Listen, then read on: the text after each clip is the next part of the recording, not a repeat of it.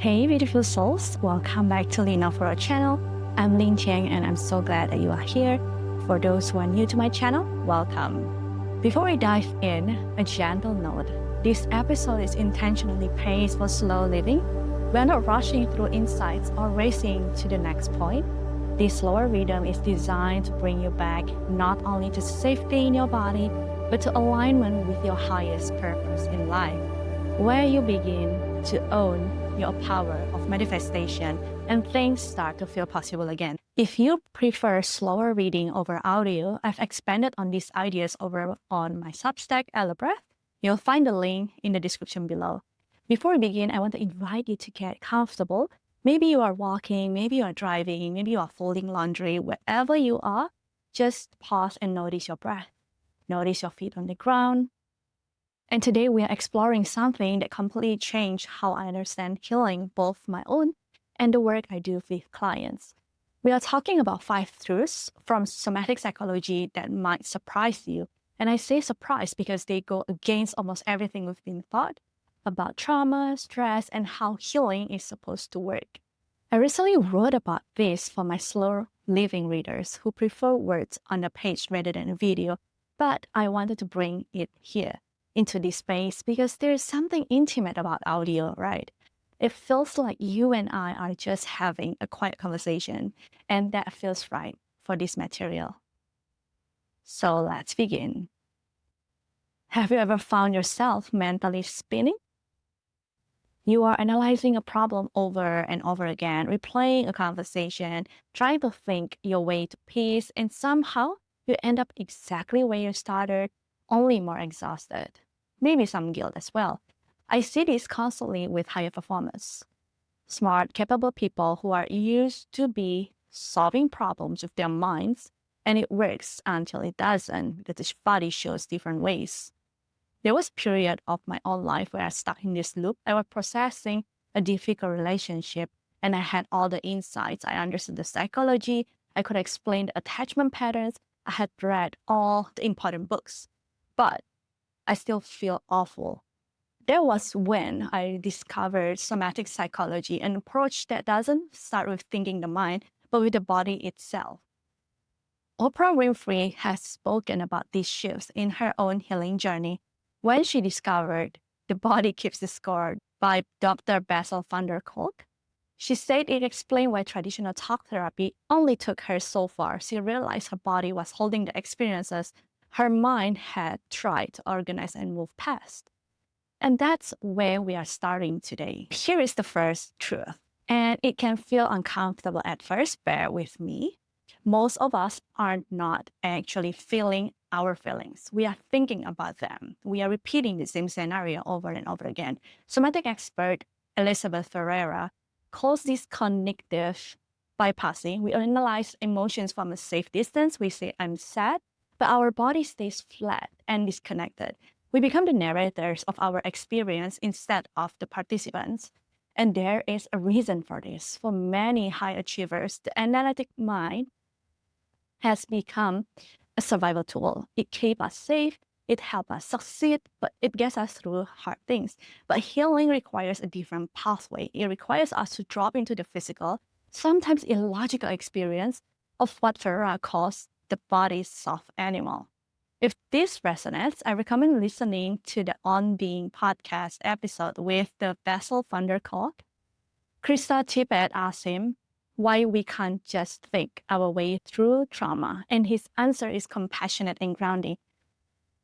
So right now, as you're listening, notice what you feel in your body, not what you think of it, just the sensations in the present moment. Maybe there's tightness in your chest. Maybe your shoulders are lifted. Maybe your belly feels soft. No need to change anything for right now. Just the sensations, just the awareness. And that's enough. That's the beginning. Now here is the second truth. Shaking is healing. That trembling you might experience is not weakness. It's your body doing its job over and over again to release what you're ready to release. Somatic experiencing practitioner Monica Lesage shares a story from her own life. After a serious car accident, she lay in a hospital trauma unit, shaking uncomfortably.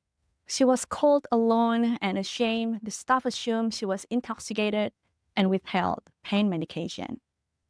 Years later, she learned that shaking was her nervous system trying to release survival energy and getting back that safety into her body. When animals escape danger in the wild, they shake. It's how the nervous system discharges stress so it doesn't get stuck in the body. Lady Gaga has spoken openly about trauma, panic attacks, and physical shaking. And in her documentary, 5'2", you see her working with a trauma therapist who helps her understand these responses as signs of intelligence, not dysfunction. Peter Levine writes about this deeply in Waking the Tiger. Trauma is not the event itself. It's what happens when survival energy doesn't get the complete cycle in your body. So if you ever felt ashamed of shaking, trembling, or freezing, hear this clearly. Your body, not broken, it's trying to heal its own. So let's pause here. Take a breath with me and notice where your body is supported. Okay, the third truth is this: resistance is protection. We are taught to break through resistance, to push harder, to overcome our defenses. Somatic psychology sees resistance as wisdom. What we call resistance is often a protective part of us, a manager part. Its job is to keep us safe from feelings that were once too overwhelming. Instead of bulldozing these defenses, we learn to respect them. Think of it like speaking to an internal leader. You don't storm in demanding change. You approach with patience and trust and communications. Brené Brown speaks beautifully about this on her Unlocking Us podcast, especially when she discussed parts work. Every part of us developed for a reason. Monica Lesage shares the story of a man who said the worst of his trauma was not the attack itself, but the fact that no one understood why it still affected him. His partner kept asking why he could not just get over it. Dismissal compounds trauma. Ignorance compounds trauma. If you've been telling yourself to be stronger or move on faster, know this: your defenses have been protecting you. They deserve appreciations and not force. Prince Harry has spoken about this in his therapy journey. Years of soldiering on didn't heal him. Working with his protective responses did. And I want to share something very personal here because this show up very clearly for me. We were in new moon energetics, that dark, quiet reset point, and at the same time, or a few days after, Neptune was re-entering Aries. Their energy was subtle but strong. I'm an Aries, and if you know my story, you know that Aries energy in me has always been about movement, initiation, courage, doing, leading, holding space, being the strong one. But last week, something different happened. Instead of feeling fired up, I felt slowed down, almost foggy, scattered. My body didn't want to push forward, my mind trying to label it as procrastination or lack of motivation. So I paused. I dropped out of the interpretation and into the sensation. What I noticed was a deep holding here in my solar plexus. Not fear exactly, more like a bracing. A quiet internal message saying, not yet. Not like before. Old me would have overridden that signal, area style, push through, decide faster, do more, prove. But this time I stayed with it. I realized this was not resistance in the usual sense. This was protection during a transition. Neptune dissolves identities, Aries initiates new ones.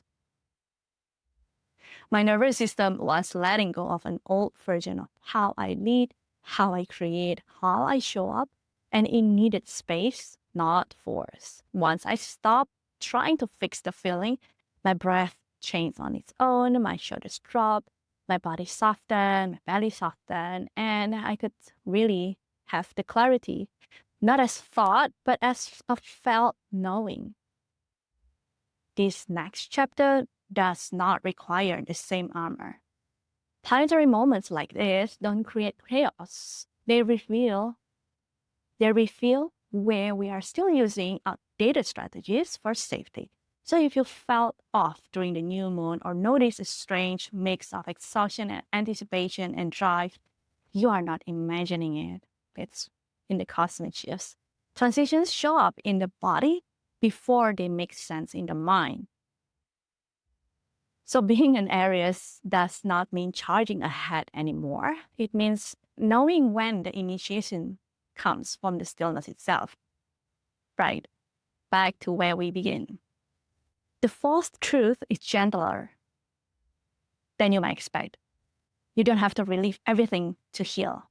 Culture loves dramatic catharsis. Somatic work offers something quieter. You only need to touch into a small amount of survival energy and allow it to move through. Think spoonfuls, not floods. Peter Levine calls this saturation in an unspoken voice. It's careful, it's paced, it's respectful for the nervous system. In my breathwork sessions, people often expect a huge emotional release. Sometimes that happens. More often, healing looks like softer breathing, ease shoulders, a moment of safety. And those moments matters, right? Dr. Joy Harden Bradford talks about this on Therapy for Black Girls. Healing does not have to be loud to be real. The fifth truth may be the most surprising of all. Pleasure comes before pain. If your nervous system is wired for threat, the first work is not digging into the pain, it's learning to notice safety. So right now, notice your weight, your feet, your jaw. Make one tiny adjustment for comfort, 10% more relaxed, 10% softer. And these moments teach your body that it's safe to be here. It's safe to arrive in the present moment. Deb Dana writes about this in the polyvagal theory in therapy. She calls them glimmers, small moments of safety to build capacity. You cannot heal from a place of threat. Safety always comes first. Glennon Doyle speaks about this in Untamed. She had to learn pressure before she could process pain. Her body becomes a source of wisdom again. So let's bring this together. You are probably thinking about your feelings instead of feeling them. Your shaking is healing. Your resistance is protection. You don't need to relieve everything, and safety comes before pain, right? Our bodies know how to heal. It's super smart. The path is slower and gentler than we were thought. As Monica Lesage says, our story does not have to be the one of bracing. It can be the one of freedom. So if this resonates and you want to explore this work more deeply, I offer breathwork sessions and group coaching. Click the link below in the descriptions, and I've also included a resource list with all the books and podcasts mentioned today in the link below.